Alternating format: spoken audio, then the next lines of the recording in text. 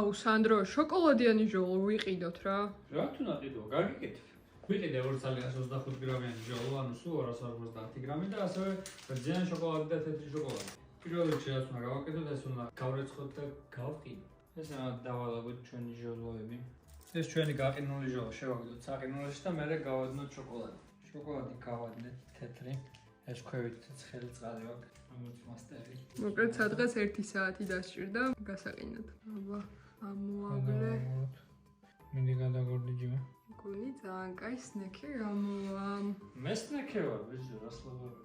პროცესში ახალი ტაქტიკა გავამუშავეთ, ჩხილებით უმარტივესად ესე მოვურევთ და შემდეგ გავაზრდეთ და დავადებთ. ეხლა ამოვალოთ რძიან შოკოლადშიც. ჩვენი ჟოლოებიც მზად არის და მოდით ერთად დავაგემოვნოთ. წესით უნდა იყოს ძალიან ხრაშუნა. ნახეთ როგორი გამოვიდა. ჯერ არის ამოვლებული თეთრ შოკოლადში, შემდეგ კი რძიანში. აჯიკაში იქნება ამოვლებული, ციცაკაში გასულს.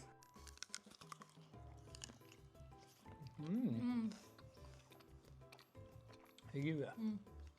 უფრო გემრიელია. ჟოლო არის უფრო ცოცხალი და გემრიელი რა. რა მარტივი ყოფილა. მართლა დაგვაღამდა.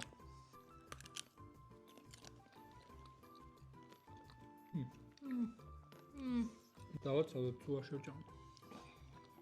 ყველამდე იყოს. კარგად გაიყინება. ვარ იმენა ჟოლო მეიკერი. საუკეთესო სნექია, მე თუ მკითხავ. ძალიან. ალა საუკეთესო ჟოლოა.